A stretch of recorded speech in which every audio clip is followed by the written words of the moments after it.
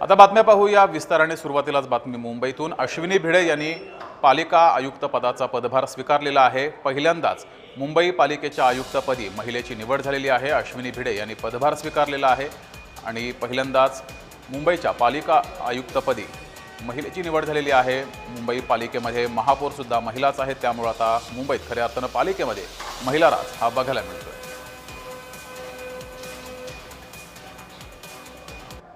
आज मुंबई महानगरपालिकेच्या आयुक्तपदाची सूत्र हाती घेताना मला अतिशय आनंद होतोय। ही संधी दिल्याबद्दल मी महाराष्ट्र शासनाचे, आपले सन्माननीय मुख्यमंत्री, सन्माननीय उपमुख्यमंत्री या सर्वांचे आभार मानते।